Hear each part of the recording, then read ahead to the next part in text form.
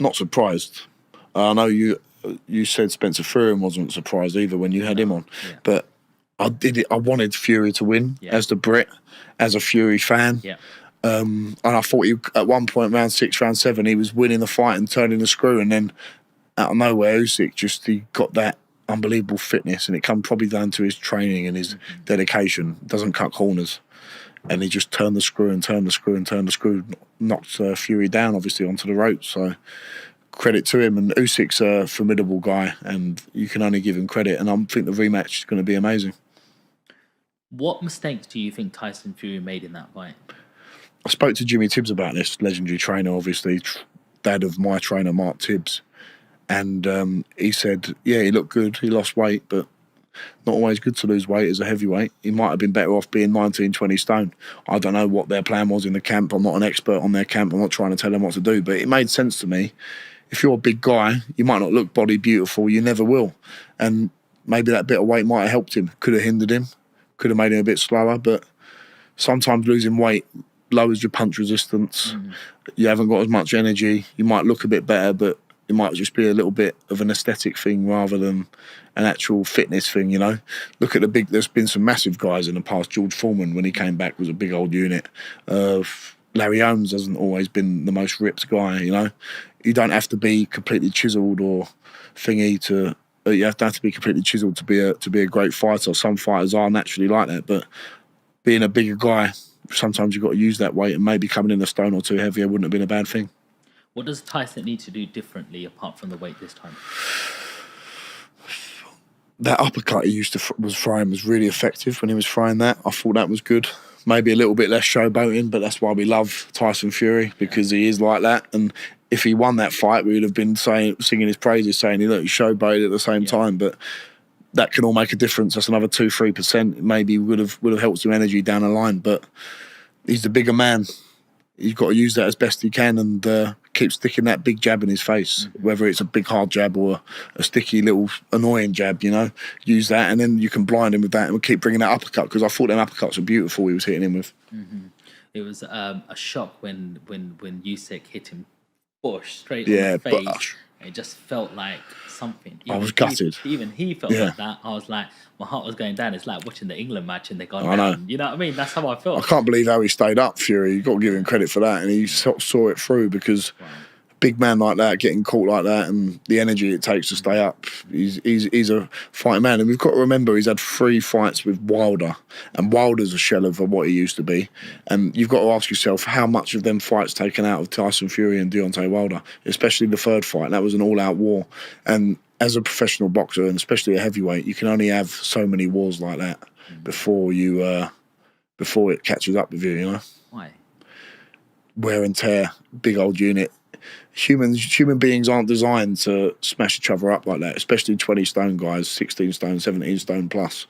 You can't take severe punishment like that, getting punched on the head. It's not healthy, is it? That's the bottom line, to be getting punched in the head repetitively, especially by the big guys. So you can only go to the well so many times, and Fury's probably only got 1 or 2 more times to do it. So what do you think of someone like Mike Tyson stepping in the ring again against Jake Paul? I think it's a farce. I think it's an absolute joke. And it's not happened, and I'm glad it's not happened. Almost 60 years old. I used to like Jake Paul. I used to think, he's doing something quite good, trying to dedicate himself, but I've got no time for it. I think it's all quite rubbish now. What do you think of that whole scene of influencer boxing, misfits, all of that? It's not boxing, it's entertainment. Fair play to them. Make their money. That's fantastic, but I don't regard it as boxing. I regard it as sort of wrestling style entertainment. And it is entertaining. Sometimes you watch it and you think, that's a laugh, but you can never be taken seriously, ever. And that's the danger, though. Like young kids coming through now, will look on my TikTok comments, they'll be like, when you're fighting Jake Paul, you should fight Tommy Fury. And like they don't understand what we have to go through as professional boxers. I know Jake Paul trains really hard, KSI, and fair play to him for making loads and loads of money, and they're great businessmen. But I mean, come on, fighting a 60-year-old nearly Mike Tyson versus Jake Paul, I've got no time for that. How do you think that plays out? Because it is scheduled for November. I think, well, considering that Mike Tyson had to be taken off a plane, didn't he, for having heart problems, I don't think they should be sanctioned at all, ever. It's wrong. Who is your favourite boxer of all time? I've got a few. Lennox Lewis being one of them. Yeah. Unbelievable. Rocky Marciano. Yeah. Old classic guy. The modern guys, Joshua, Fury, love them two the most. There's no Tyson in there? Mike Tyson? Oh, Mike Tyson, unbelievable. But in terms of my favourites, probably Lennox Lewis, someone like that. Vitaly Klitschko. But Mike Tyson, in his prime, watched him 18, 19, 20 years old, smashing people up who were like 10 years older than him, getting a world title at 20 years old. Unbelievable. Johnny, a big name has just been dropped. Yeah, everyone's talking about Chisora and you. Yeah. You know, everyone's just like putting you straight into that Another mix legend. now. He's like, War Chisora. They call him, don't him? He's like a real veteran.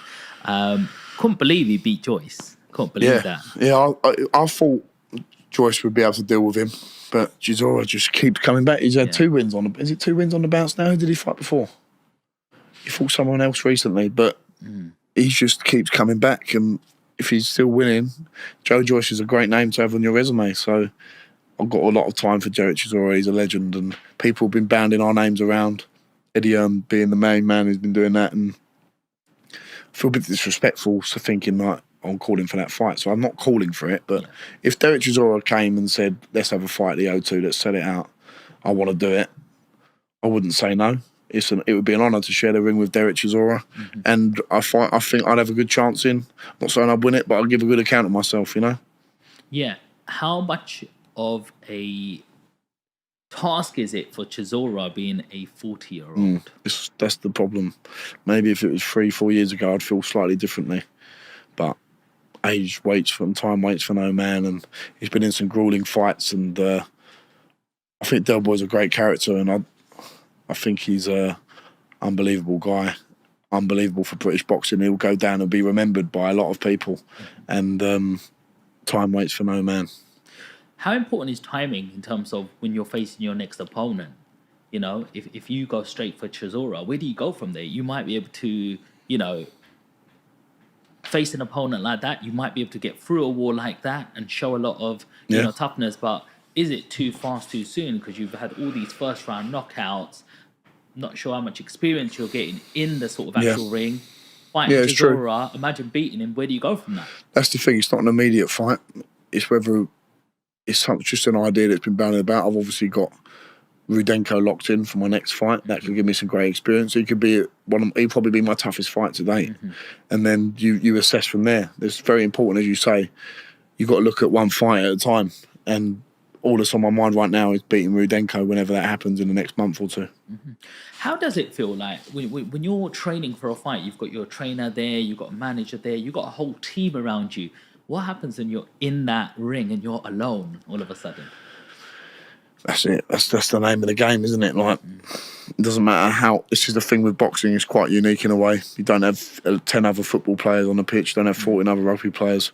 If you cut corners, it's going to show. And if you're moaning about coaches, trainers, managers, it's up to you to put them all into line, because at the end of the day, you're the one who's going to be seen in the ring and be accountable for what's happened in the camp. So you've got to take an onus on that and be the boss. Unfortunately, without sounding arrogant or belittling the other people, you've got to be in control, because the only person it comes down on when it all goes wrong is you. That's the bottom line. And you're the one who takes the punches in the head. No one else does. Not your manager, not your trainer, not your promoters, not your strength and conditioning coaches. They're all part of your team, but the one who's going to be getting punched in the face is you. Does it ever get to you mentally? No. I love it. I absolutely love what I do. I get to go up and train every day. I love training. It keeps my head screwed on. If I couldn't train, I think I don't know what I'd do. It keeps me sane, for like it does for a lot of people. So I absolutely love the ability that I've got to go and train and do something I love every day. Before you're ready to challenge for a major title, what milestone do you feel that you need to hit?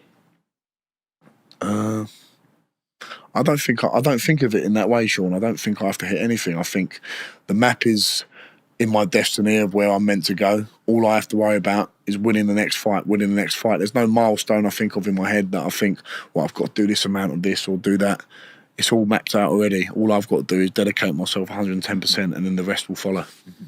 I like going to the gym myself. Yeah. I go there every morning, Yeah. maybe 5-6 times a week. Yeah. It keeps me happy. Yeah. I like to think I train hard. Yeah. You know, one day, like I have my 2 days where I do my 5K Yeah. runs. Yeah. I do my bodybuilding on 2 other days, and then Nice. a couple of other days I do a Pilates, yoga. Get the It's good good to do stretch that. All out. the flexibility. Yeah, absolutely. All of them things.